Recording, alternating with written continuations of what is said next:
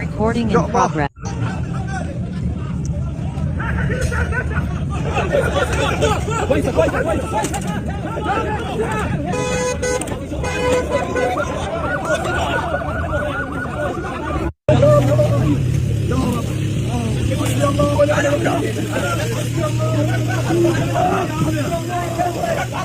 حسبي الله ونعم الوكيل.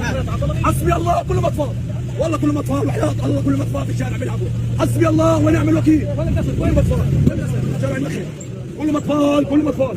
هاي كلهم اطفال كلهم اطفال.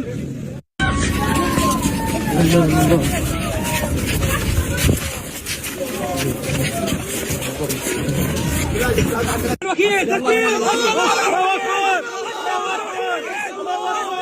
حسبي الله ونعم الوكيل. اطفال هذول كلهم اطفال. يا الله. عزيز التراب علي علي يا علي.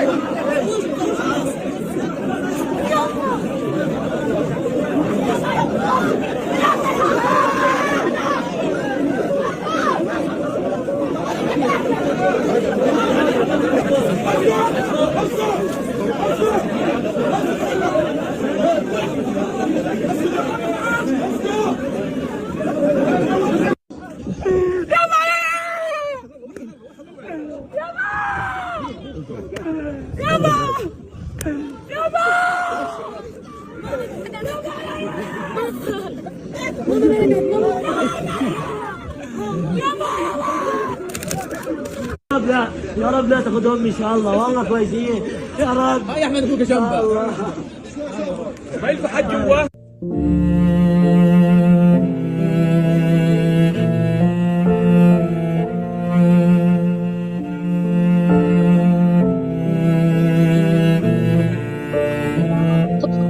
Saya benar-benar ternyata di bangku.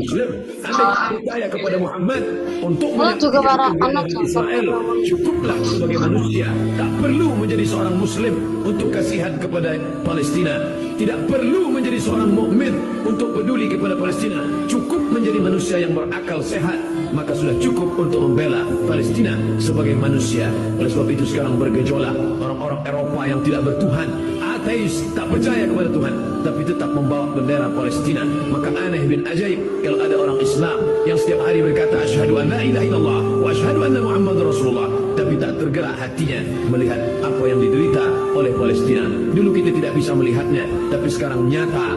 Lakukan apa yang kau bisa lakukan, jangan hanya diam. Yang bisa berjuang dengan media sosialnya, berjuang dengan media sosialnya. Jangan anggap enteng, saudara.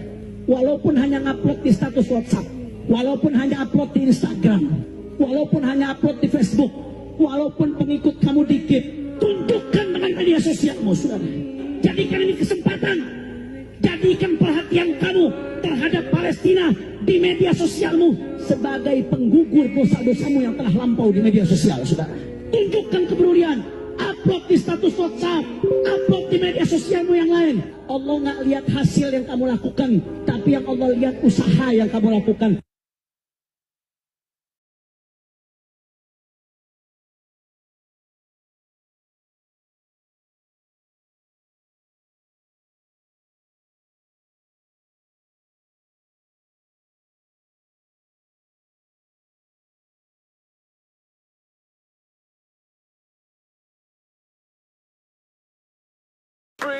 Free Palestine! Free Palestine! Free Palestine! Free Palestine! No more murder, no more lies! No more murder, no more lies! Free Palestine! Free Palestine!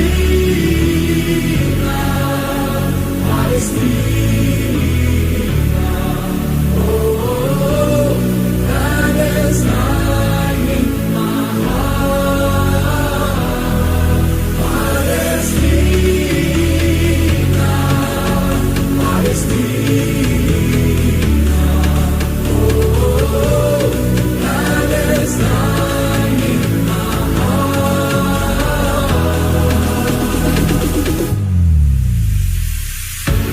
Stand up tall, this is a wake-up call. Never again means never again for all. To all my people in Gaza, even though we're living far from each other, your pain is my own pain. All for one and one for all. Free, free Palestine. Free, free, free Palestine. No more murder, no more lies. Free, free, free Palestine. Palestina, Palestina. Oh, Palestine in my heart. Palestina, Palestina. Oh, Palestine in my heart. Freedom is our destiny. We gotta make a choice, better be on the right side of history. No one can be free until we all are free. Enough is enough. We gotta stop this genocide. Free, free Palestine. Free, free, free Palestine. No more murder, no more lies. Free, free, free Palestine. Palestina, Palestina. Oh, Palestine in my heart. Palestina, Palestina. Oh, Palestine in my heart. Palestina,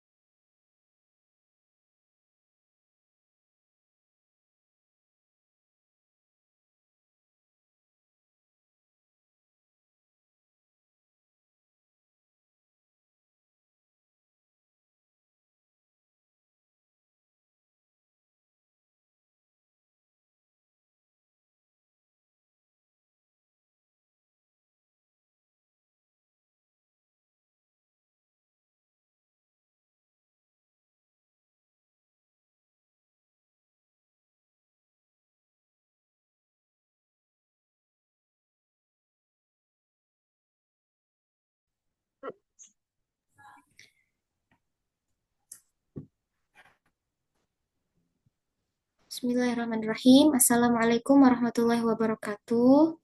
Teman-teman semuanya. Sebelumnya suara Anita terdengar tidak ya? Bisa didengar dengan jelas? Boleh direspon. Waalaikumsalam warahmatullahi wabarakatuh. Terdengar jelas, Kak? Alhamdulillah. Oke. Ya, mohon maaf ya teman-teman kalau sedikit agak eh, ngelak ya. Karena di sini hujan. Alhamdulillah. Jadi sinyalnya agak macet-macet gitu kalau di Anita. Tapi nanti kalau semisal suara Anita hilang atau ada gangguan, boleh eh, tulis aja ya di kolom chat. Oke. Alhamdulillah, innal hamdalillah nahmaduhu wa nasta'inuhu wa nastaghfiruhu wa na'udzu billahi min syururi anfusina wa min sayyiati a'malina. May yahdihillahu fala mudhillalah wa may yudlil fala hadiyalah. Asyhadu an la ilaha illallah wa asyhadu anna Muhammadar Rasulullah. Alhamdulillah ya teman-teman, kita ketemu lagi di agenda sharing session bersama HGS seperti biasa. Dan pemateri kita pada malam hari ini itu adalah Kak Atika ya. Teman-teman mungkin di sini ada yang sudah kenal sama beliau atau yang sudah follow beliau mungkin atau baru tahu nih sama Kak Atika. Boleh direspon? Sudah tahu belum sama Kak Atikanya? Atau baru tahu dari agenda High Girl Space ini?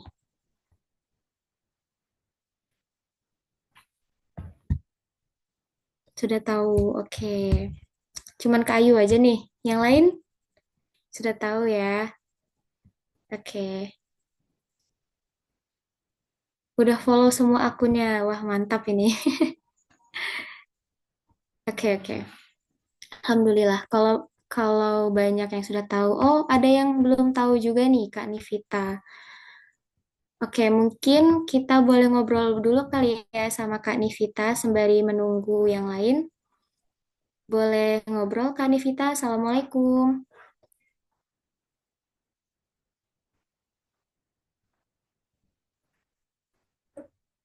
Oh, sepertinya beliau belum bisa on mic ya. Bisa on mic, Kak Nivita?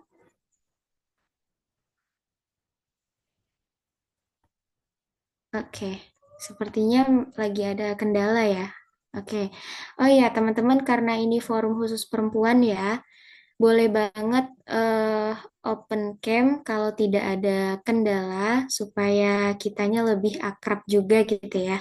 Lebih interaktif seperti itu.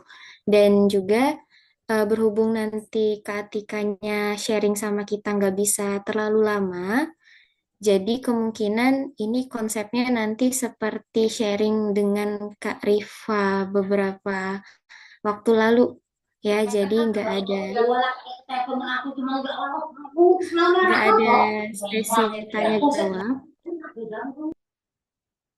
Oke, nggak ada sesi tanya jawab. Tapi insya Allah pertanyaan-pertanyaan yang akan diajukan nanti akan mewakili banyak dari kita gitu ya. Dan aku juga ngambil pertanyaannya dari yang sudah dituliskan oleh teman-teman di grup. Jadi nanti mohon disimak dengan baik ya teman-teman. Tapi kalau Kak Atikanya semisal memberikan kesempatan buat teman-teman untuk bertanya, boleh nanti. Oke? Ini aku kayak ngobrol sendiri ya. Boleh dong on cam yang lain. Kalau tidak ada kendala. Nah, ada Kak Sakila nih. Yang lain boleh on cam. Oke, mungkin kita ngobrol dulu kali ya sama Kak Sakila. Boleh ngobrol, Kak, sebentar? Ya, hilang orangnya. Oke, Kak Sakila, sebelumnya sudah tahu belum sama Kak Atika nih? Atau sudah? Alhamdulillah, ya, Kak. Oh, sudah ya. Sudah jadi followernya ya, Kak? Iya, betul. Oke. Kira-kira Kak Sakila mau ikut agenda ini kenapa nih Kak? Motivasinya? Salah satu motivasinya sih ingin mendapatkan ilmu ya pastinya, kayak supaya tahu gitu healing tanpa hilang itu apa gitu. Terus banyak teman-teman juga bisa kenal Kak Tika juga secara langsung walaupun lewat Zoom gitu Kak. Oke, oke. Jadi supaya lebih bisa berinteraksi dengan beliau seperti itu mungkin ya. Ya, terus sekaligus mendapatkan ilmunya juga sih Kak. Oh ya, keren banget sih. Memang Kak Atika tuh banyak banget ya.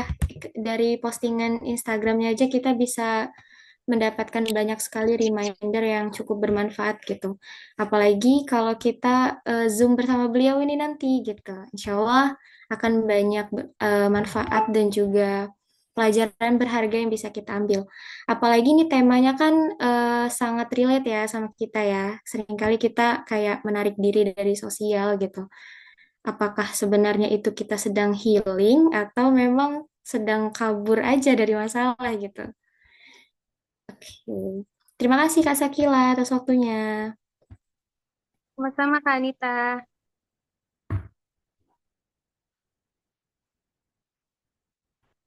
Mungkin kakak-kakak yang lain boleh on cam. Kak siapa lagi ya yang mau diajak ngobrol? Mungkin Kak Nadia.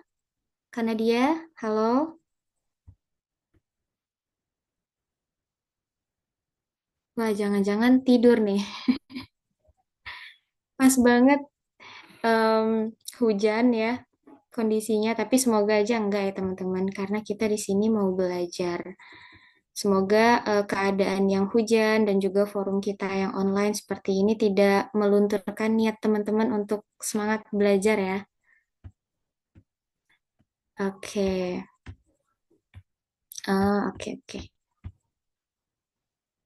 Masya Allah, ada yang sambil murojaah ya. Oke deh, semangat murojaahnya. Mungkin kita ajak ngobrol yang lain kali ya. Kak siapa nih? Kak Siwi mungkin? Assalamualaikum Kak Siwi.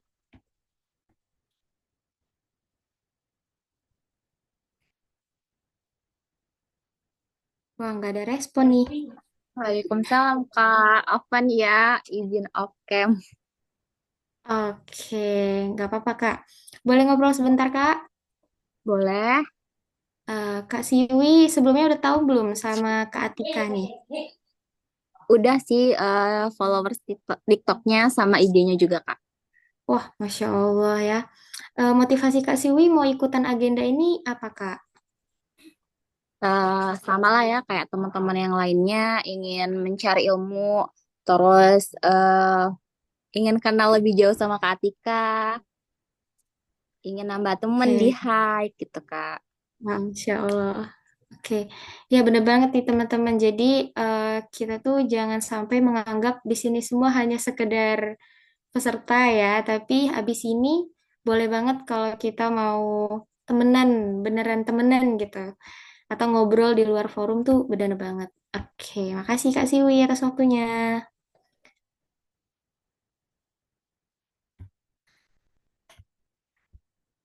Oh ya, teman-teman, tadi kan adminnya sudah sempat menampilkan video Palestina ya. Jadi eh, ada baiknya kita itu selalu mengingat perjuangan saudari-saudari kita, saudara-saudari kita yang berada di Gaza yang sedang mempertahankan tanah kelahirannya seperti itu ya. Jadi sebisa mungkin di setiap kondisi dan situasi kita selalu menyempatkan diri untuk mendoakan mereka seperti itu. Dan kita harus melakukan kontribusi terbaik yang bisa kita lakukan. Bersuara mungkin di sosmed atau membiasakan diri untuk tidak menggunakan produk-produk yang berafiliasi gitu ya. Karena perjuangan mereka di sana sangat-sangat luar biasa.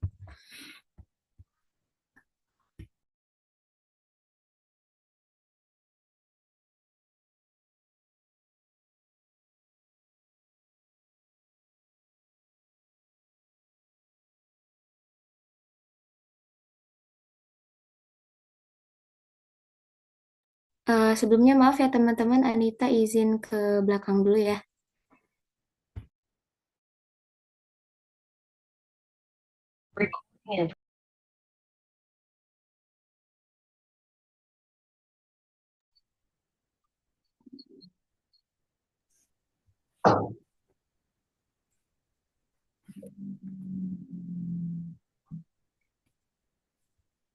Oke.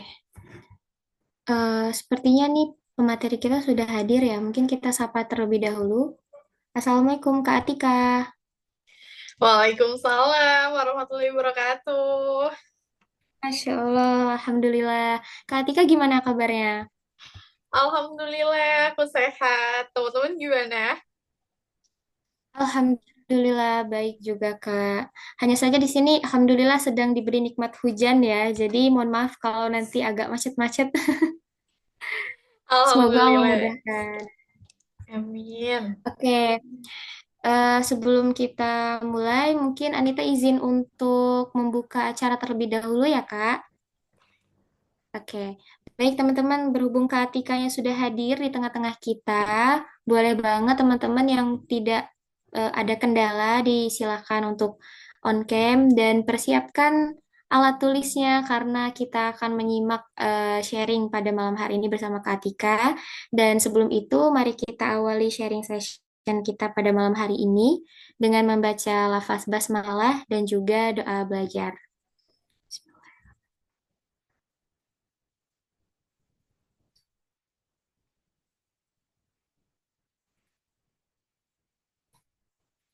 Amin ya Rabbal Alamin.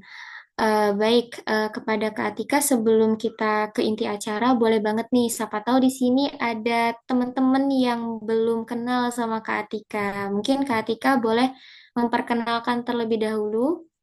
Silakan Kak Atika. Oke, terima kasih banyak Kak Anita. Halo, Assalamualaikum teman-teman di sini. Masya Allah, aku happy banget karena ini weekend dan aku bisa ketemu sama kalian, ketemu secara virtual. Mungkin buat teman-teman yang belum kenal, nama aku Atika Cahya. Aku konten creator dan aku penulis buku juga. Konten-kontenku nggak jauh dari tentang pengembangan diri. Dan juga aku senang banget untuk mengemas K-drama, sesuatu yang mungkin orang lain anggap sia-sia, tapi aku pengen hal itu nggak cuma sampai di situ, karena ada value lebih yang pengen aku tanamkan, terutama tentang mental health awareness. Jadi untuk konten-konten yang aku review pun akan aku sambungkan dengan mental health. Jadi buat teman-teman yang mau kepoin lebih lanjut dan semoga ada manfaat yang bisa diambil dari akun-akun tadi Instagram ataupun di TikTok, boleh banget nanti kepoin di Atika Cahya. Jadi teman-teman boleh nyapa-nyapa aku juga di sana. Kalau misal teman-teman ada pertanyaan juga boleh banget. Tapi mumpung sesi ini cukup intimate, teman-teman bisa tanya-tanya ya nanti ya Kak Anita. Jadi interaksi sama aku langsung gitu. Itu sih kemarin aku tinggal di Bandung selama hampir 4 tahun, tapi ini lagi proses peralihan untuk pindah ke kota lain gitu. Gitu sih. Salam kenal semuanya. Oke, baik. Terima kasih Kak Atika. Wah, Masya Allah ya teman-teman, beliau ini spesialis mental health gitu ya. Sangat pas banget nih dengan tema kita pada malam hari ini yaitu healing tanpa hilang. Nah, tadi juga Kak Atika juga seorang penulis buku, jadi teman-teman boleh banget nih baca buku beliau ya, check out sekarang. Oke, mungkin kita langsung aja ke inti acara kali ya, Kak. Nah, tadi kita sesuai dengan tema kita pada malam hari ini ya, healing tanpa hilang. Menarik banget nih. Seringkali kan kita mendefinisikan kata healing itu sebagai aktivitas apa nih? Membeli barang-barang yang mungkin kita suka atau biasa kita sebut dengan self reward gitu ya, atau kita jalan-jalan atau melakukan banyak hal yang memang menurut kita itu bisa bisa membuat kita bahagia lah gitu. Nah, sebenarnya definisi healing yang realistis bagi kita semua nih, yang sebenarnya benar-benar butuh penyembuhan gitu ya, terutama terkait dengan mentalitas kita itu sebenarnya gimana sih, Kak? Aku lupa masih di mute. Nah, kalau ngomongin soal healing sendiri, selama ini kan kita suka banget salah kaprah ya Kanita ya. Kita mikir kayak, oh healing itu yang jalan-jalan, terus misal kayak, oh healingnya dengan belanja, oh healingnya dengan apa sih, paling banyak traveling ya. Mungkin kayak, oh aku mau healing dulu ke Bali, atau aku mau healing dulu deh ke Jepang kayak gitu. Nggak ada yang salah dari itu gitu, tapi kita tuh sering salah kaprah. Kenapa? Karena selama ini kita mikirnya healing adalah sesuatu yang jauh, padahal healing itu artinya kita memproses luka yang kita punya yang ada di dalam diri kita. Jadi nggak bisa tuh kalau terlukanya di sini, tapi teman-teman berusaha larinya tuh malah ke sana sini gitu. Dengan traveling, dengan belanja, yang akhirnya itu tuh cuman menyebabkan luka yang lain gitu.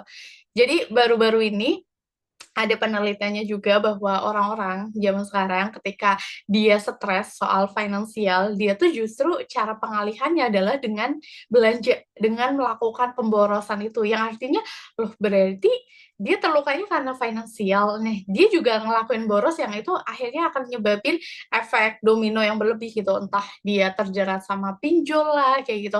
Itu kan akhirnya kayak nyebabin luka-luka lain, termasuk kayak kita mungkin. Apa sih penyebab terbesar teman-teman terluka gitu? Misal terlukanya karena orang lain gitu. Misal ya, entah kita terluka sama orang tua kita, atau kita terlukanya sama pasangan, atau sama sahabat gitu. Kita ngerasa kayak, oh oke, aku terluka karena mereka, tapi justru kita larinya malah ke orang lain. Ya udah kita nyari orang lain sebagai penggantinya gitu. Nah, itu tuh healing tuh bukan kayak gitu, karena itu cuma mencari pengalihan. Healing itu kembali ke dalam diri kita. Kita tahu bahwa oh oke, aku terluka, aku menyadari bahwa ada rasa sakit yang aku rasakan. Ya udah, aku harus apa gitu. Itulah healing yang sebenarnya perlu kita lakukan gitu. Dan ada satu hal yang mungkin sebelum kita ngobrolin hal lain gitu, bahwa proses healing itu tuh benar-benar akan selesai ketika kita udah meninggal nanti. Kebayang gak sih teman-teman? Oh iya ya, ternyata selama ini kita mikir, kapan ya aku bisa sembuh? Kapan ya aku bisa selesai sama diri aku sendiri? Iya gak sih teman-teman mempertanyakan itu gitu? Kapan ya aku sembuh gitu dari patah hati ini, kapan ya aku sembuh dari inner child ini, kayak gitu.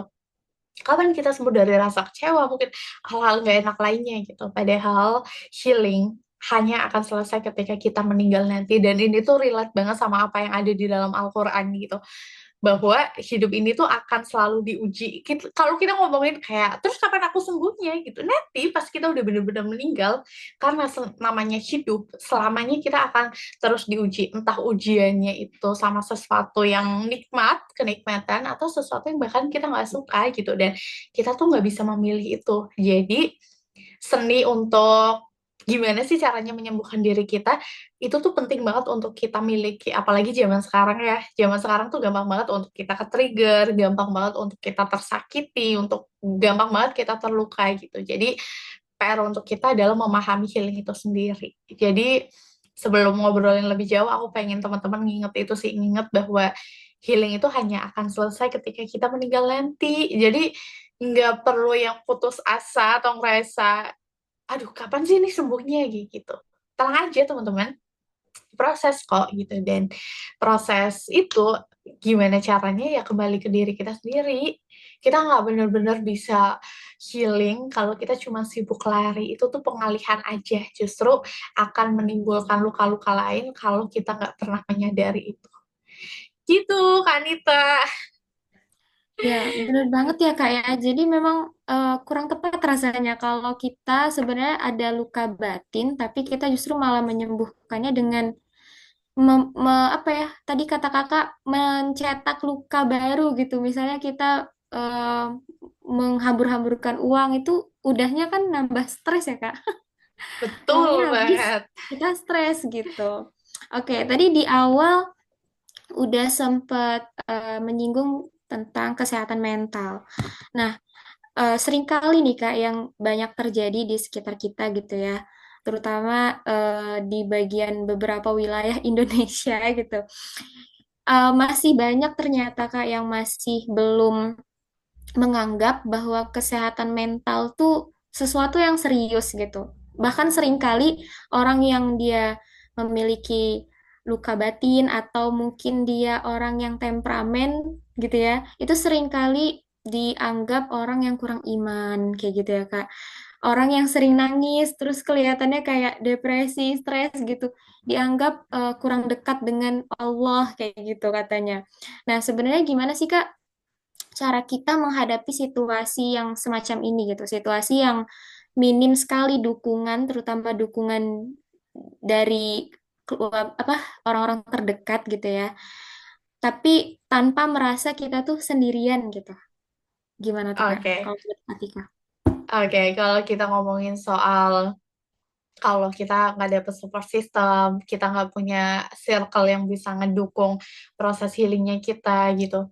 Gimana sih? Tapi sebelum itu, sebelum aku ngejawab pertanyaan itu, aku mau ngelurusin soal emang ada ya hubungannya mental kita tuh sama kurang iman dan lain sebagainya gitu. Teman-teman, di zamannya Rasul itu tuh ada loh mental health issues kayak gitu dan itu tuh bahkan dibahas gitu dan ilmu psikologi, ilmu tentang mental health itu tuh juga ada pembahasannya di dalam Islam gitu. Dan bahkan ada Islamic psychology kan gitu. Jadi kita tuh nggak bisa meremehkan itu dan memang hubungannya itu sangat erat, spiritual, mental, sama fisik kita. Tiga hal ini tuh berpengaruh besar dengan kesehatan secara keseluruhan gitu. Kalau mental kita lagi nggak baik-baik aja, itu tuh ada hubungan sama spiritual kita. Terus itu juga ada hubungannya sama fisik kita. Jadi memang tiga hal ini tuh perlu balance gitu. Jadi nggak bisa kita pisahkan. Dan orang yang kena mental health issues tuh bukan berarti dia kurang iman kayak gitu tapi ada hal lain yang perlu dia selesaikan juga gitu dan kita nggak bisa menghakimi itu pokoknya ini hal ini panjang dan bisa jadi ini jadi pembahasan yang lain lagi tapi gimana sih caranya kalau kita tuh nggak punya support system kayak gitu gimana caranya kita tuh bisa memproses healing itu memang akan lebih susah teman-teman karena yang namanya hidup gitu apalagi kita ya kenapa di Islam itu berjamaah itu nilai pahalanya lebih tinggi. Itu artinya kita tuh disuruh untuk bareng-bareng, kita disuruh untuk ramean gitu, untuk kita berjamaah, untuk kita berpegang tangan, untuk kita punya circle, untuk kita punya support system. Tapi bukan berarti ketika itu nggak ada, kita jadi nyalahin banyak pihak kayak gitu. Apalagi buat orang-orang yang mungkin dia tuh mau memproses luka batinnya, tapi dia selalu ke-trigger sama orang-orang terdekatnya, misal sama keluarganya, ya sama orang tuanya gitu. Ngerasa bahwa ya kan orang tua sendiri yang menyebabkan luka batin itu. Nah, teman-teman tuh perlu sadar banget bahwa healing itu tanggung jawab diri kita. Untuk sembuh atau enggak, itu tuh tanggung jawabnya ada di kita. Even ketika kita mau bahagia, itu tuh tanggung jawabnya juga ada di dalam diri kita. Kita nggak bisa nuntut orang lain, even itu pasangan kita, anak kita, orang tua kita, teman kita, untuk membahagiakan kita. Itu bukan tanggung jawab mereka, tapi justru semua itu adalah tanggung jawab dari kita. Untuk kita menyembuhkan diri, untuk kita membahagiakan diri kita, semuanya itu tuh tanggung jawab kita. Sadar itu. Nanti minta sama Allah ya Allah, semoga kita tuh dikasih circle, dikasih orang-orang yang bisa mendukung proses healingnya kita. Nanti lama-kelamaan Allah tuh akan koneksikan itu kok. Dan jangan diem aja, tapi cari itu. Sekarang tuh banyak banget komunitas yang bisa nge-support kita untuk jadi support sistemnya kita. Atau bahkan teman-teman yang ada di sini gitu ketika kita kumpul di dalam High Girls Space ini gitu, ini space buat kita sama-sama bertumbuh, sama-sama belajar, sama-sama menyembuhkan luka kita bareng sama teman-teman muslimah di sini gitu. Dan ini tuh akan jadi ruang aman untuk kita bisa cerita, untuk kita bisa curhat tanpa kita ngerasa dihakimi dan lain sebagainya gitu. Temukan itu, yang penting jangan diem aja karena ibaratnya ketika kita minta sama Allah, otomatis kita juga perlu bersama itu dengan ikhtiarnya gitu. Nah, bentuk ikhtiarnya apa? Dengan ikut komunitas lah, dengan ikut event apa lah, dengan ikut kegiatan-kegiatan apa gitu. Yang itu akan mendekatkan diri kita sama proses healingnya kita gitu. Jadi ada ikhtiar lainnya. Jadi kita tuh jadi orang yang nggak sibuk untuk menyalahkan, tapi kita mengambil tanggung jawab. Nah, salah satu tanggung jawabnya adalah cari support system itu. Dan ada satu hal yang semoga ini bisa jadi pengingat buat kita semua. Kita kan sering banget ya sibuk nyari support system. Kita ngerasa kayak, aduh ya Allah aku butuh banget support system kayak gitu. Tapi kita lupa bahwa orang lain juga butuh support system. Jadi daripada kita sibuk untuk cari support system, jadiin diri kita support system buat orang lain juga. Nanti feedbacknya tuh akan kembali kok. Mungkin bukan langsung dari orang itu, bisa jadi dari orang lain, tapi Allah akan menghadirkan itu gitu. Nggak mungkin ketika kita ngelakuin satu kebaikan, sia-sia gitu aja gitu. Pasti Allah tuh akan mengembalikan kebaikan itu dengan cara yang nggak pernah kita duga gitu. Jadi, jadilah support system buat orang lain juga. Itu sih Kak Anita. Oke, Masya Allah ya. Nah, Kak, masih berkaitan dengan pertanyaan yang tadi nih. Kan seringkali kita tuh ngerasa apa ya, stres atau sedih yang berlebihan gitu ya. Itu kan disebabkan, aku pernah baca nih, itu disebabkan karena kita lelah sebenarnya. Lelah secara mental, betul nggak, Kak? Nah, gimana sih cara kita supaya apa ya, meyakini diri gitu bahwa meminta bantuan pada saat kita lelah secara mental itu bukan suatu tanda yang lemah. Kadang-kadang nih banyak dari kita tuh karena ke-trigger sama omongan sekitar tadi ya, yang tidak aware dengan kesehatan mental, sehingga kondisi-kondisi kita yang seperti lelah secara mental tuh dianggap sesuatu yang bukan serius itu tadi. Jadi ketika kita ingin meminta bantuan, sesimpel kita mau cerita dengan keluarga atau teman itu takutnya dibilang, ah gitu doang gitu. Bahkan ada loh Kak temen aku yang dia cerita udah parah banget lah gitu ya. Tapi dia mau ke psikolog tuh takut karena ya itu tadi takut dianggap aku lemah kayak gini aja masa langsung ke psikolog banyak kok yang lebih parah dari aku kayak gitu. Itu gimana menurut Kak Atika? Oke. Ini tuh sebenarnya di kalau kita ngomongin soal secara keseluruhan ya, kita tuh emang manusia yang gak enakan banget buat minta tolong. Kita ngerasa, aduh kalau aku minta tolong tuh ngerepotin orang lain gitu. Padahal untuk orang-orang yang benar-benar tulus sama kita, mereka tuh seneng kali kalau dimintain tolong. Mereka tuh bahagia ketika mereka bisa bermanfaat buat kita. Kayak kalau misal ada orang lain yang minta tolong ke kita, kita tuh rasanya kayak, wah dia percaya aku bisa ngebantuin dia. Walaupun mungkin kita nggak bisa ngebantuin dia secara langsung, entah kita bisa menyalurkan dia ke orang lain yang bisa langsung ngebantuin dia gitu. Jadi, kalau teman-teman di sini ngerasa butuh bantuan, it's okay untuk minta tolong gitu. Kalau kalian ngerasa, tapi aku nggak tahu buat minta tolong sama siapa gitu, termasuk urusan healing ini, kita tuh bisa banget minta tolong ke profesional. Kenapa ke profesional? Karena kalau misal minta tolongnya ke orang terdekat, misal kita mau cerita, terus pengen didengerin tanpa dihakimin, nggak semua orang tuh udah aware sama mental health, nggak semua orang tuh aware sama gimana sih caranya menjadi pendengar yang baik. Akhirnya mereka jadi kayak, ayolah kayak gitu doang, lebih banget sih kayak gitu. Atau kayak, aduh ngapain sih kayak gitu, lemah banget sih, dan lain sebagainya gitu. Nah, daripada kita takut sama penghakiman itu, ya kita nyarinya ke ranah profesional kayak gitu. Dan ketika kita datang ke psikolog, psikiater, ke konselor, itu bukan berarti gila, teman-teman. Karena bahkan ketika diri kita masih baik-baik aja, itu tuh bahkan boleh banget buat datang ke psikolog, buat curhat, kayak gitu. Even ketika kita lagi ngerasa baik-baik aja gitu. Atau kita ngerasa, aku happy-happy aja, tapi aku ngerasanya kosong deh, kayaknya aku mau cerita sama psikolog. Nggak apa-apa. Dan bahkan itu udah ada fasilitasnya loh gitu. Ke psikolog itu bisa di-cover pakai BPJS gitu. Dan ini jarang yang tahu. Karena kesehatan mental itu tuh kayak kesehatan fisik yang memang perlu dirawat, perlu dijaga. Nah, kalau misal ada orang-orang di sekitar kita yang justru meremehkan itu dengan kayak, ngapain sih kayak gitu doang, harus datang ke profesional gitu. Lah ya nggak apa-apa gitu. Dan bahkan kita nggak perlu merespon itu. Kita bilang kayak, oh iya soalnya aku ngerasa butuh ini gitu. Kita nggak perlu menjelaskan sama orang yang emang nggak mau ngerti sama hal itu.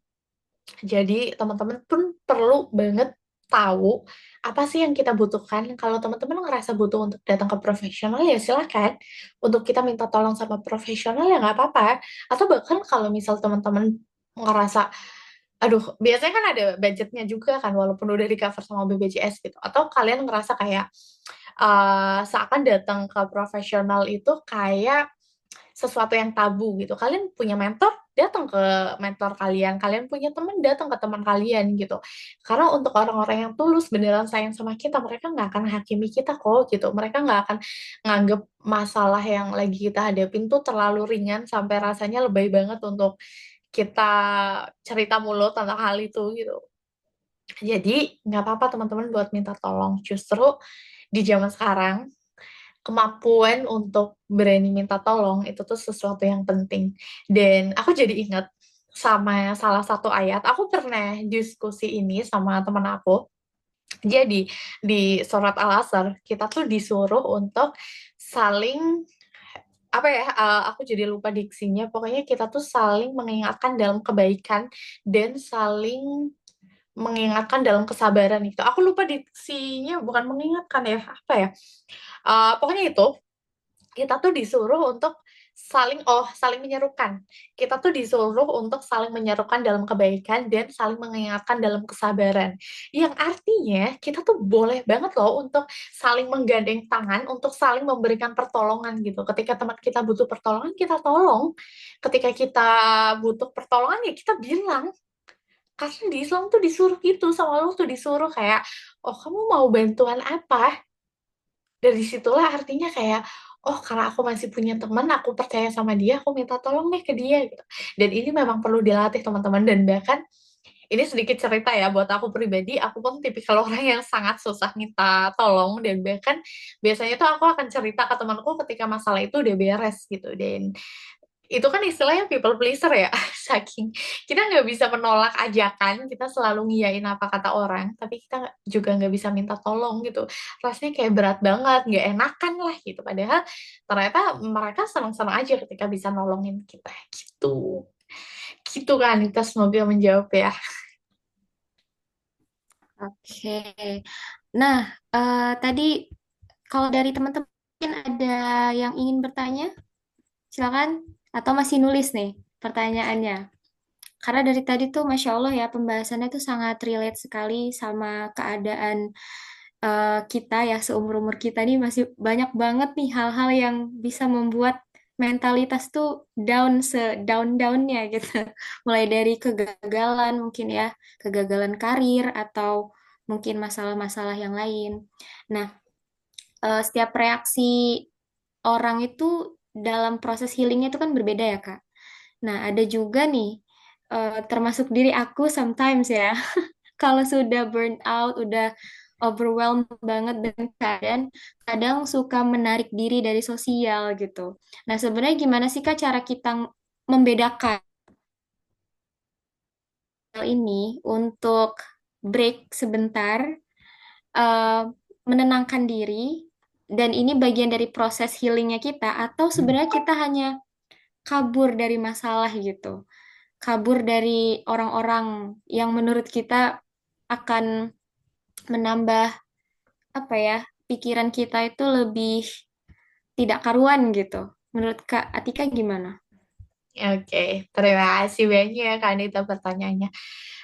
Jadi respon diri kita ketika menghadapi satu masalah itu tuh ada tiga. Yang pertama itu flight, kabur, fight.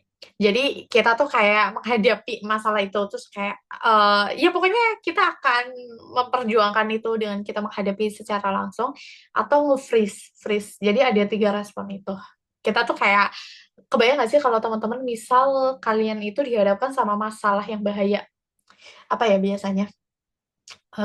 Ini paling ekstrim sih. Misal teman-teman tiba-tiba tuh kayak ke gap kayak gitu, kayak ada sesuatu yang sangat menyeramkan, kadang tubuh kita tuh membeku gitu, nge-freeze gitu, seakan kayak, aduh aku nggak tahu aku harus apa kayak gitu. Nah biasanya respon diri kita tuh ada tiga. Nah untuk orang-orang yang misal responnya itu kayak satu, antara dia ngambil jeda atau kabur sebenarnya.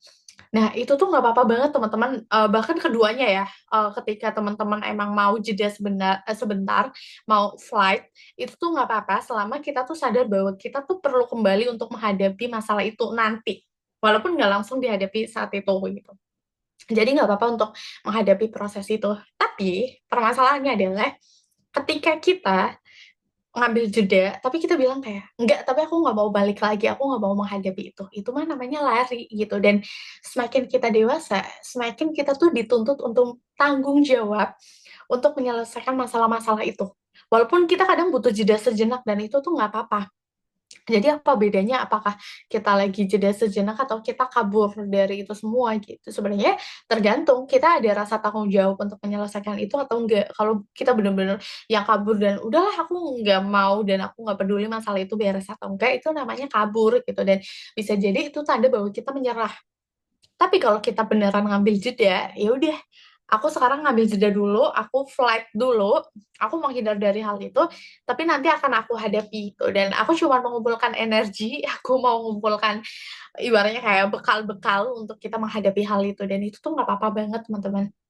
Sejauh apapun kita menghindar dari permasalahan, masalah itu tuh akan tetap ada di balik punggung kita yang lama-kelamaan kita harus balik kanan dan kita harus menghadapi itu.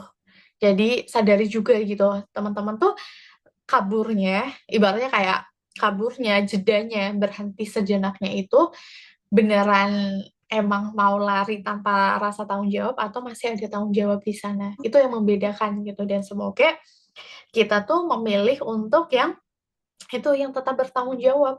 Karena mau segimanapun kompleksnya masalah itu, tapi kita lari gitu aja, itu tuh akan menimbulkan luka yang baru gitu. Dan luka yang baru tuh kadang mungkin kita ngerasa kayak, oh kayaknya ini luka ini udah selesai deh, tapi ternyata luka itu tuh cuma terkubur tanpa kita selesaikan, dan itu tuh sangat-sangat bahaya. Kenapa?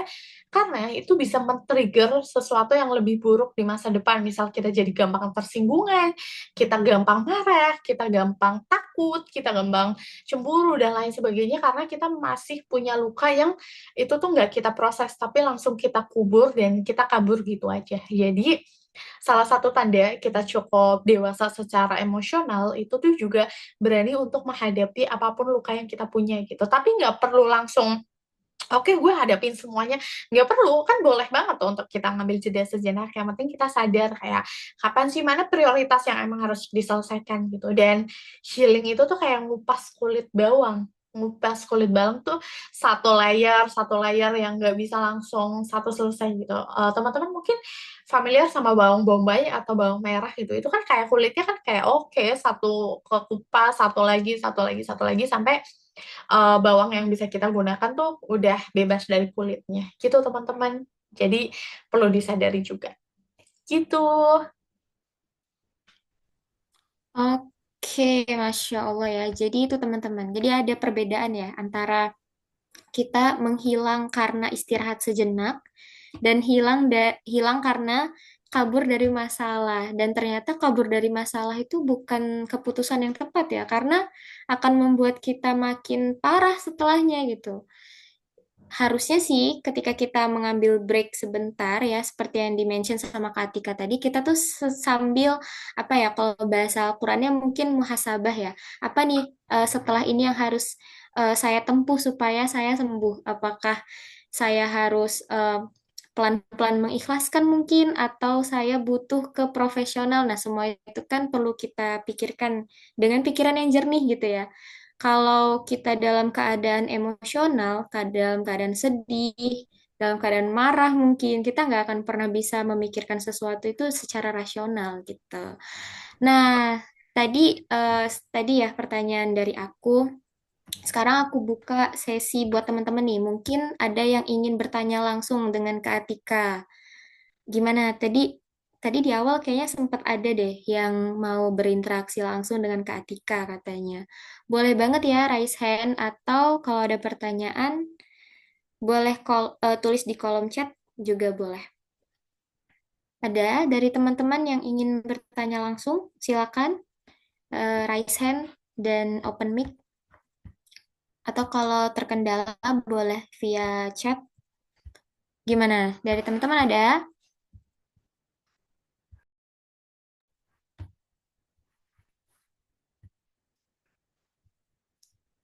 Di sini ada Kak Sakila, ada Kak Sari, ada Kak Rifda, ada Kak Nadia, ada Kak Ayu Agustina, ada Kak siapa lagi nih? Ada Kak Uswatun Hasanah. Ada Kak Siwi. Oh, di sini ada di kolom chat nih Kak. Aku izin membacakan ya Kak Atika. Ah, Kak, gimana sih caranya untuk berdamai dengan luka-luka di masa kecil kita? Nah, ini berkaitan dengan inner child nih, Kak Atika. Silakan, Kak Atika. Oke, kalau kita ngomongin soal luka masa kecil, itu kan sesuatu yang kayaknya lama banget ya, mau kita ibaratnya kayak mau kita bongkar kayak gimana pun, itu tuh sesuatu yang udah ketumpuk lama gitu, udah ketumpuk jauh. Dan biasanya teman-teman, luka masa kecil itu sangat men-trigger diri kita sekarang. Kayak misal, jadi kemarin aku baru ngobrol sama temen aku tuh jadi orang yang sangat susah menolak ajakan. Aku tuh jadi orang yang iya-iya aja, sampai aku mikir kayak, ini kenapa ya aku punya habit kayak gitu gitu. Ternyata aku tuh takut banget sama penolakan. Seakan semua hal yang orang lain ajak itu tuh harus aku iyakan. Karena aku juga nggak mau ditolak sama orang lain ketika aku ngajak mereka nolak gitu. Padahal ya itu sesuatu yang biasa nggak sih gitu. Dan itu hubungannya sama pas masa kecil mungkin biasanya kita dijanjikan sesuatu tapi diabaikan atau kita ditinggalkan atau kita menghadapi penolakan-penolakan yang nggak enak yang ternyata itu nggak kita proses dan itu sadarnya ketika kita udah dewasa. Terus gimana? Yang pertama, yang penting kita sadari dulu. Oke, kayaknya aku ke-trigger deh. Kira-kira kenapa ya aku ke-trigger sama hal ini? Dan biasanya alam bawah sadar kita tuh akan mengingatkan kita sama sesuatu entah kejadian kita di masa kecil atau sama momen-momen tertentu pas kita udah dewasa. Nah, coba sambungin itu. Misal kayak, oh oke, kenapa ya aku tuh kayaknya gampang banget marah kayak gitu. Atau kayak, kenapa ya aku gampang banget cemburu, misal gini, kayak aku temenan sama Kak Anita gitu. Terus aku nggak suka kalau Kak Anita punya teman baru gitu. Kalau Kak Anita main sama temen yang lainnya gitu, aku ngerasa kayak, kok Kak Anita nyebelin banget sih aku main sama temennya yang baru gitu. Nah, itu kan rasa cemburu kan sebenarnya. Terus aku mempertanyakan lah, kenapa ya aku kenapa aku secemburu itu gitu. Padahal ya namanya berteman kita juga nggak punya kendali untuk mengendalikan orang lain mainnya sama kita aja gitu loh. Nah biasanya kita akan muncul kenapa ya gitu. Oh mungkin dulu kita pernah dikhianatin sama teman kita. Oh ternyata dulu pas masa kecil aku pernah loh yang ibaratnya mainan punya kita tapi direbut sama orang lain gitu dan kita malah dikalahin gitu aja, malah bukan kita yang dibelain sama orang terdekat kita misal gitu. Yang akhirnya kita tuh akan connecting the dots gitu dan ketika alam bawah sadar kita mau membawa kita ke titik-titik itu jangan denial gitu, yang penting kita sadari dulu, baru setelah kita sadari kita ngerasa kayak oh oke, sumbernya dari sana ya, tinggal diproses lukanya. Dan untuk memproses sebuah luka, sebuah apa ya, ibaratnya rasa nggak enak, rasa sakit itu prosesnya tuh ada 5 teman-teman. Yang pertama, kita akan denial dulu, kita akan rasa, "Ah, enggak lah kayaknya masa sih aku bisa secemburu itu karena masalah sepele itu," gitu. Kita biasanya akan denial dan it's normal gitu. Itulah fasenya gitu. Setelah denial biasanya kita tuh akan marah-marah kayak, "Iya ya, kenapa sih orang kayak gitu?" Gitu. "Kenapa sih keadaan kayak gini?" Atau bahkan yang paling sering tuh marah sama Allah, "Ya Allah kenapa sih harus menakdirkan ini ke aku?" Gitu. Pokoknya adalah rasa marah, entah marahnya ke siapa, biasanya kita akan mencari kambing hitam, mencari pihak yang bisa kita salahkan, atau menyalahkan diri kita bahkan, atau menyalahkan orang tua. Buat orang-orang yang masih perlu berdamai sama luka masa kecil kita biasanya akan menyalahkan orang tua kayak, ternyata pola asuh orang tua aku sangat merusak aku ya, sampai aku punya trauma kayak sekarang gitu. Nah, sadari teman-teman, orang yang biasanya memproses lukanya dengan baik, dia sadar bahwa lukanya itu tanggung jawab dia dan nggak nyalahin orang tua kita lagi. Itu yang perlu disadari. Jadi fase kedua tuh kita akan anger, akan marah-marah. Terus yang ketiga, kita akan ada di fase depresi, kita udah sadar kayak, "Oh oke, aku terluka, aku udah marah-marah, aku udah nggak denial, tapi aku udah frustasi." Akhirnya kayak, "Aduh ini gimana ya?" Gitu, ternyata udah bertahun-tahun aku nggak sembuh juga sama hal itu, gitu. Terus after kita frustasi, di depresi itu, kita mulai tawar-menawar, "Ah kayaknya aku udah baik-baik aja deh, kayaknya karena bukan hal itu deh, kayaknya aku udah nggak perlu nyalahin orang tua aku, jadi kayaknya bisa deh aku ngejalanin hal lain dengan lebih baik." Atau bahkan kalau kita terlukanya karena orang lain, kita mikir kayak, Tapi bisa nggak ya kalau misal alternatifnya gini, bisa nggak ya alternatifnya gitu. Kita akan mencari cara, akan tawar-menawar dengan itu. Karena itu memang fasenya gitu. Kita akan mungkin kayak enggak deh, kayaknya enggak sesakit itu gitu. Padahal ya udah tinggal diakuin gak sih itu. Tapi memang fasenya akan tawar-menawar sepanjang itu. Dan yang ketiga adalah kita baru akan sampai di fase menerima. Jadi ada 5 fase yang sangat panjang. Dan sayangnya healing itu tuh bukan sesuatu yang linear, nggak dari bawah lurus ke atas yang naik setiap hari, tapi kita akan prosesnya tuh naik terus turun, turun bahkan lebih rendah, turun, muter lagi, naik turun. Itu loh proses healing dan it's okay. Healing isn't linear. Healing itu bukan sesuatu yang linear dan itu tuh nggak apa-apa banget teman-teman. Yang penting kita tuh punya keberanian untuk memproses itu. Jadi kalau kita punya luka masa lalu, sadari dulu luka kita yang mana yang mau disembuhkan. Tapi jangan dicari kalau emang teman-teman ngerasa nggak kok aku udah baik-baik aja, ya udah nggak perlu digali-gali lagi kayak gitu. Tapi biasanya kalau ada luka yang belum selesai, kita tuh akan kepikir kok, akan kayak dari hal ini deh. Tubuh kita tuh sangat pintar dan ibaratnya kayak Allah tuh mendesain kita dengan sangat pintar untuk bisa connecting the dots atas luka-luka yang memang belum selesai gitu. Gitu teman-teman. Jadi kalau ngomongin soal masa lalu, inget ya sama satu hal, waktu. Waktu itu nggak akan bisa menyembuhkan apa-apa kalau nggak ada usaha dari kita. Jadi waktu juga perlu dibarengi sama usaha. Gitu. Semoga menjawab ya.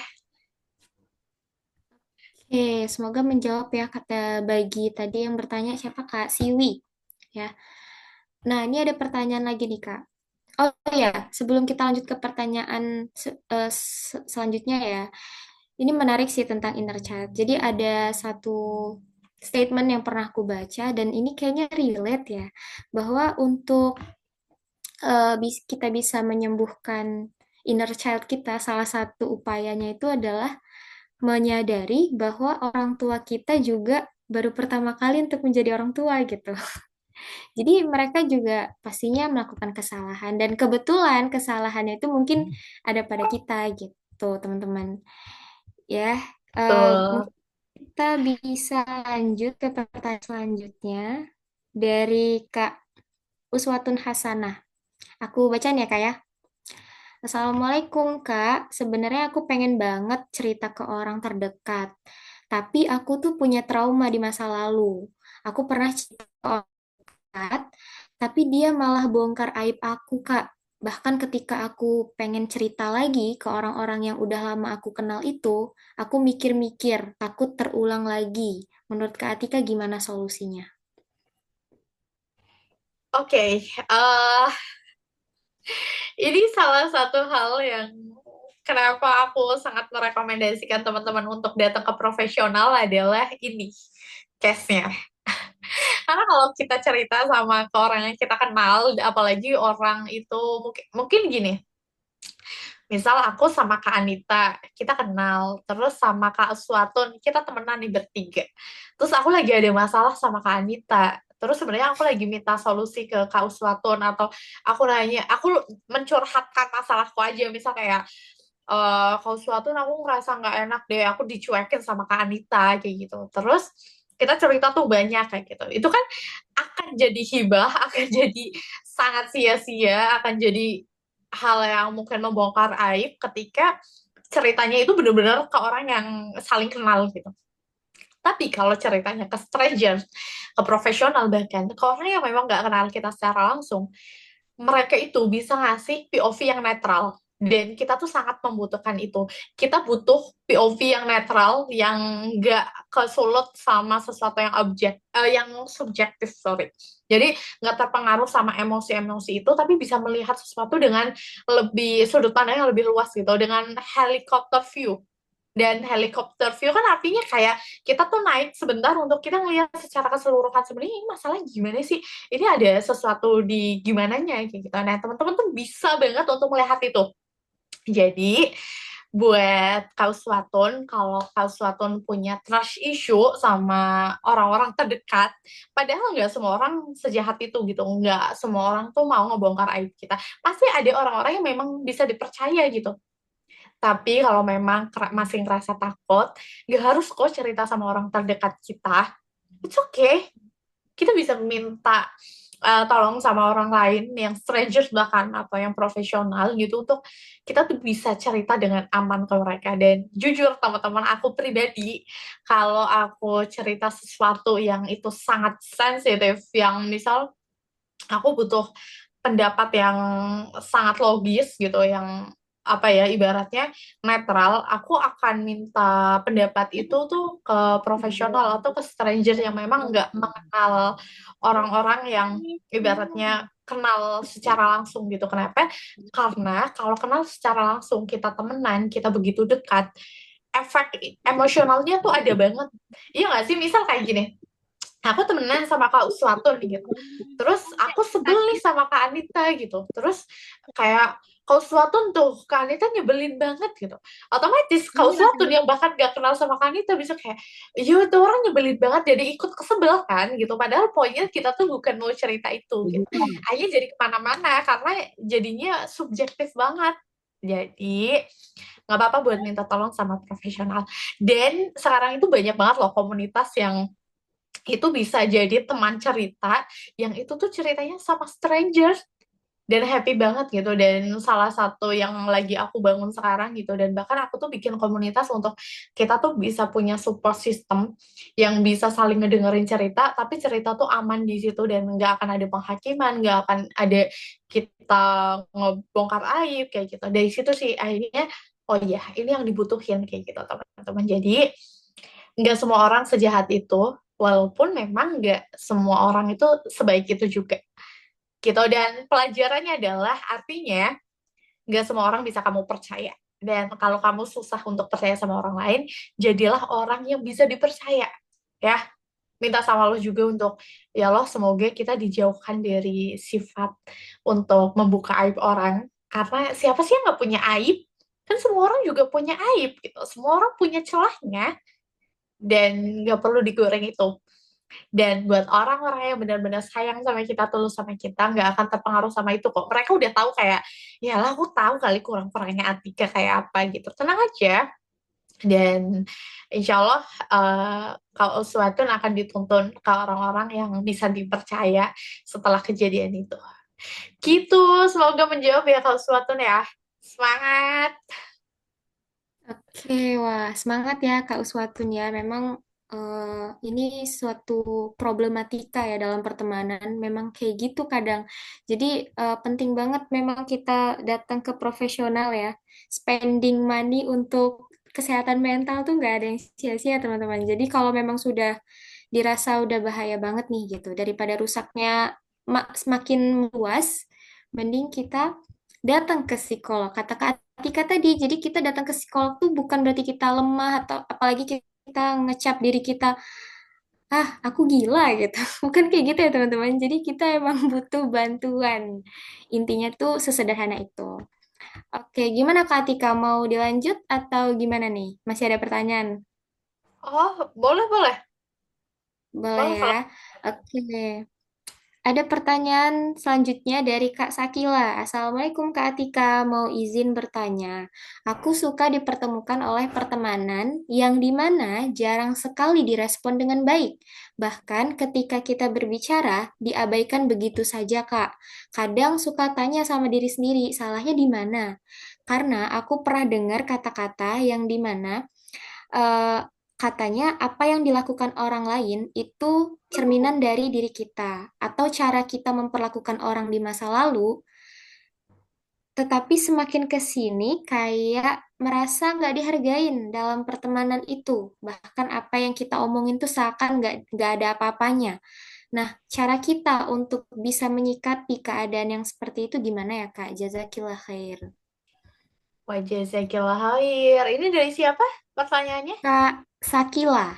Oh, Kak Syakila, Masya Allah. Oke, teman-teman, ketika kita ngerasa diabaikan sama orang lain, ketika kita ngerasa nggak didengarkan sama orang lain, Aku suka banget POV-nya kamu karena tadi kamu bilang bahwa apa jangan-jangan itu cerminan diri aku ya, apa itu akibat perilaku aku di masa lalu gitu. Nah, kenapa aku suka banget sama POV itu? Itu jadi bahan untuk kita merefleksikan diri. Ya udah, kita perbaiki diri kita. Tapi kita juga harus ingat bahwa kita tuh mengevaluasi diri kita, merefleksikan diri kita itu tuh bukan untuk menyalahkan diri kita, tapi untuk memperbaiki diri kita biar lebih baik. Nah, terus gimana kalau kita udah berusaha untuk memperbaiki diri, untuk kita belajar memahami orang lain, mendengarkan orang lain, tapi orang lain masih mengabaikan kita, berarti kita bukan ada di circle yang tepat. Ibaratnya ya, uang koin yang itu udah langka banget kayak gitu, walau uang berapa, misal 1 perak gitu, uang 1 perak, 1 rupiah, itu kan kayak untuk sekarang emang udah nggak bisa buat ngebeli sesuatu kan, tapi kalau itu dijual ke toko antik, itu akan bernilai mahal kayak gitu, karena mereka tahu value kita. Jadi, aku mau bilang sama Kak Sakila, sama teman-teman di sini bahwa kamu tuh punya value loh. Ketika circle kamu ternyata nggak menghargai kamu, nggak bisa menghargai kamu bahkan, kamu tuh berhak untuk punya circle yang baru yang bisa menghargai kamu. Yang penting kita tuh udah mengevaluasi diri kita ya, bahwa ya udah kita belajar menghargai orang, kita bisa menghargai orang-orang yang kita temui, nggak harus orang yang lebih tinggi, nggak harus orang yang kita kenal, bahkan nggak harus orang yang punya power yang sangat kuat gitu. Tapi kita menghargai orang lain just karena mereka manusia gitu. Karena mereka manusia, makanya mereka berharga. Dan kamu pun nggak perlu ngerasa kehilangan rasa berharga kamu hanya karena mereka mengabaikan kamu gitu. Karena kalau kamu udah mulai memperbaiki diri, tapi ternyata mereka tetap nggak bisa menghargai kamu, bukan kamu yang berharga, tapi mereka bukan orang-orang yang tepat untuk ada di circle kamu, ya. Jadi tenang aja pasti kamu akan ketemu sama circle yang itu bisa menghargai kamu, bisa mendengarkan kamu, dan perlu untuk diingat bahwa yang namanya belajar itu tuh seumur hidup, yang namanya memperbaiki diri itu seumur hidup. Jangan sampai hanya karena kita tahu yang benar, artinya kita boleh menyalahkan orang lain, hanya karena kita kadang ngerasa kayak, oh oke, aku udah belajar lebih dulu, artinya kita berhak merasa lebih baik dari orang itu tuh nggak boleh gitu. Kenapa? Karena justru yang salah kalau kita ngerasa lebih baik dari orang lain. Yang namanya manusia, kita mah sama-sama lagi belajar gitu. Kita sama-sama lagi berusaha semaksimal mungkin untuk jadi hamba terbaik gitu. Jadi kalau memang dirasa circle itu nggak bisa menghargai kamu, kamu punya hak untuk pergi dari sana. Gitu. Semoga menjawab ya Kak Syakila ya. Oke, itu ya Kak Sakila, semoga menjawab pertanyaannya. Nah, ini ada satu pertanyaan lagi sepertinya Kak. Boleh. Iya, tapi via pribadi dia ke Oh, aku. boleh. Nggak kelihatan ya di Oke, aku ya? enggak. Oke, aku bacain ya Kak ya. Oke. Oke, izin bertanya Kak Atika, bagaimana sih caranya supaya kita tuh bisa merasakan healing yang baik itu tanpa harus merasa nggak enakan sama orang? Terkadang eh, diamnya seorang anak bungsu ini malah nggak ada apa-apanya, dan ketika kita mau berbicara, justru kita eh, malah harus memikirkan perasaan orang lain terlebih dahulu, gitu Kak, pertanyaannya. Oke, aku paham kenapa orang-orang ketika mau speak up, ketika mau melakukan sesuatu, malah kayak, aduh aku nggak enak, kayak gitu. Kayak kita mikirin perasaan orang lain banget. Teman-teman, boleh kok mikirin orang lain. Tapi ingat juga ya, bahwa diri kamu juga perlu dipikirin. Ya, diri kamu juga perlu diprioritaskan. Dan memprioritaskan diri sendiri itu bukan egois selama kita tahu porsinya. Kalau kita mau melakukan sesuatu, kita mau speak up atau kita mau ya bertindak kayak gitu, itu tuh bukan berarti kamu lemah karena nggak mikirin orang lain. Bukan berarti kamu jahat, bukan berarti kamu egois. Tapi kamu tahu porsinya bahwa, oh ini momennya untuk aku mengutamakan diri aku. Aku tahu bahwa ini yang benar gitu. Jadi jangan sandarkan itu ke subjek, jangan sandarkan itu ke orangnya. tapi sadarkan itu ke prinsipnya, ke value-nya, ke apa yang dipegang gitu, ke objeknya. Jadi kita tuh bisa cukup realistis gitu. Jangan bela orangnya, tapi bela kebenarannya. Termasuk kalaupun diri kita salah, kita berani untuk mengakui itu gitu. Itu boleh kita mikirin perasaan orang lain. Oh iya ya, gimana ya? Aku ngomong hal-hal kayak gini, ternyata nyakitin dia, ya udah aku minta maaf deh gitu. Itu bagus gitu. Tapi kalau misal kayak gini, aku mau posting konten ini di sosial media deh. Tapi nanti orang lain mikir apa ya gitu. Itu nggak penting, teman-teman. Kenapa? Karena mereka juga nggak sepeduli itu. Jadi, yang perlu banget kita dengarkan adalah diri kita sendiri. Sebenarnya, ini tuh momennya untuk aku mendengarkan diri kita, untuk momennya kita memprioritaskan diri kita atau enggak gitu. Selama kita tahu porsinya, itu tuh nggak apa-apa. Dan gimana sih caranya untuk itu? Teman-teman, kita tuh boleh menghormati orang lain, kita boleh menghargai orang lain, kita boleh mencintai orang lain, tapi jangan lupakan diri kita sendiri. Kita juga harus hormat sama diri kita sendiri, kita juga harus menghargai diri kita sendiri, kita juga harus mencintai diri kita sendiri.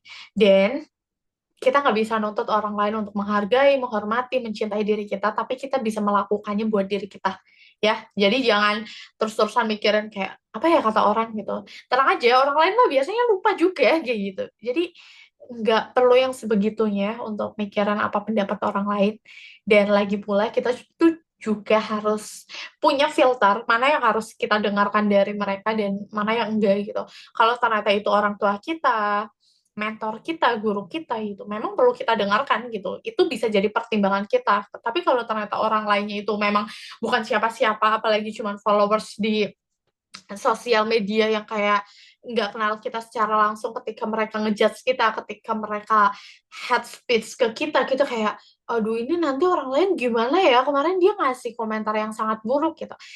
Kita tuh perlu banget tutup telinga sama itu.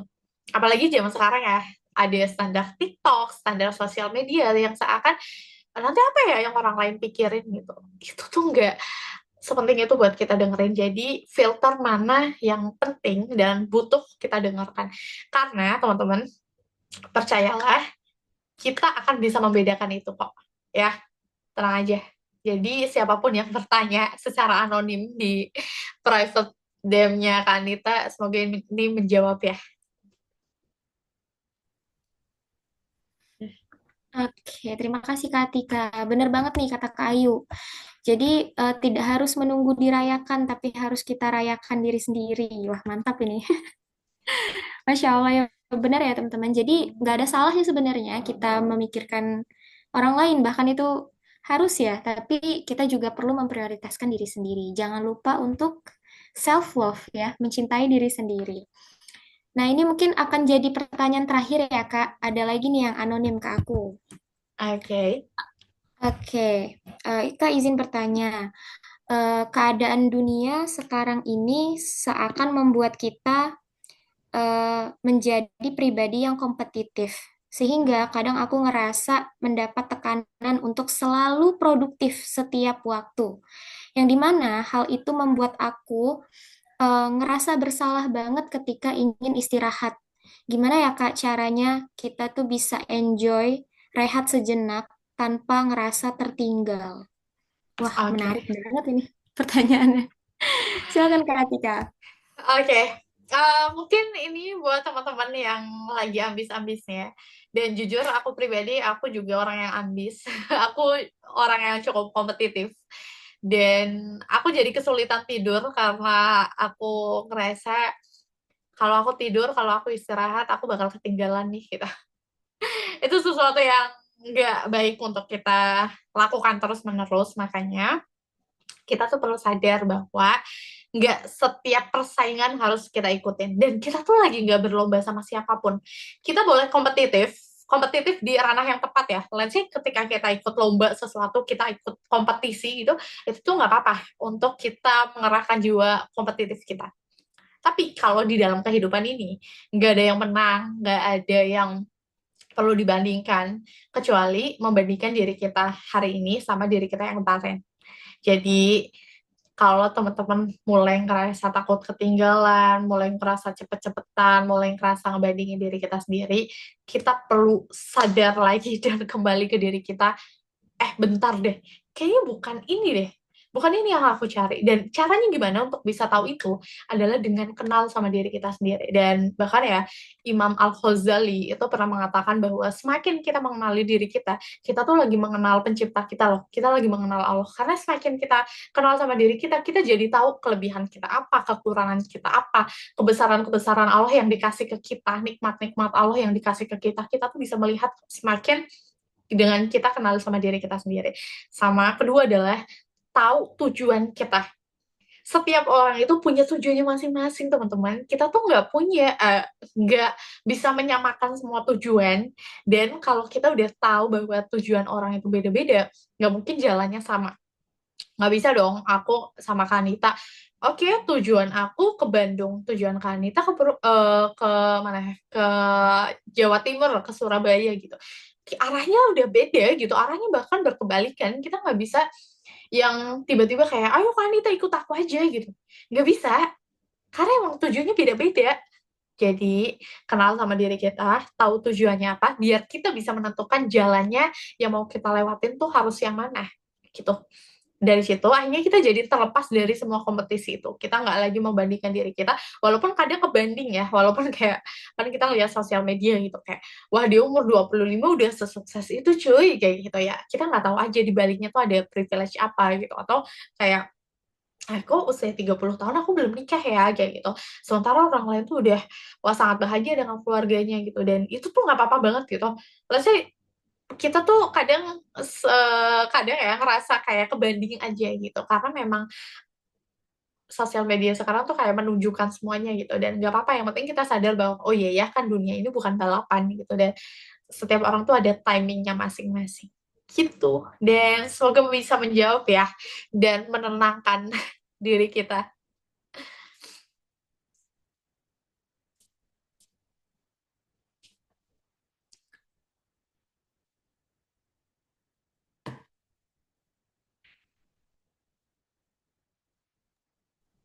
Oke, itu tadi ya buat Mbak yang bertanya secara anonim, semoga bisa menjawab.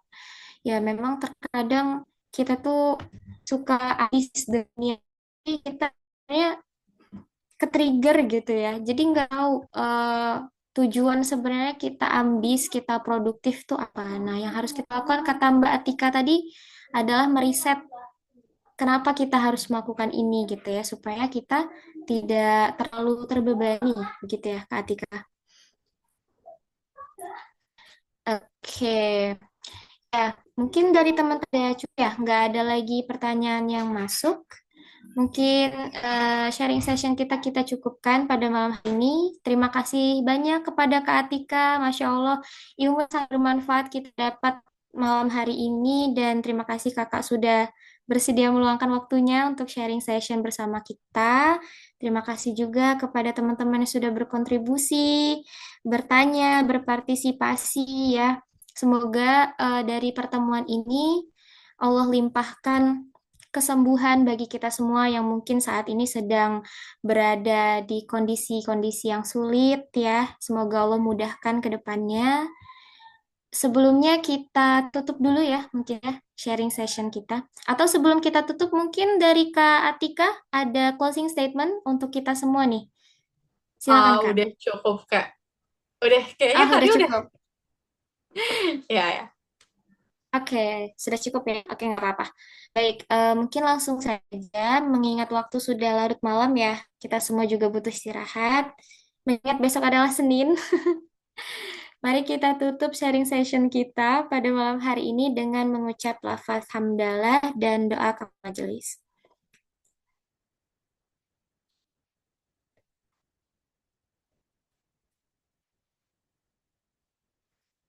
Terima kasih banyak Kak Atika. Sekali lagi, mohon maaf aku menjadi host pada malam hari ini jika banyak kekurangan. Terima kasih teman-teman semuanya. Wassalamualaikum warahmatullahi wabarakatuh. Terima kasih banyak ya teman-teman. Dah, sampai ketemu lagi. Izin live ya. Ya Kak, see you.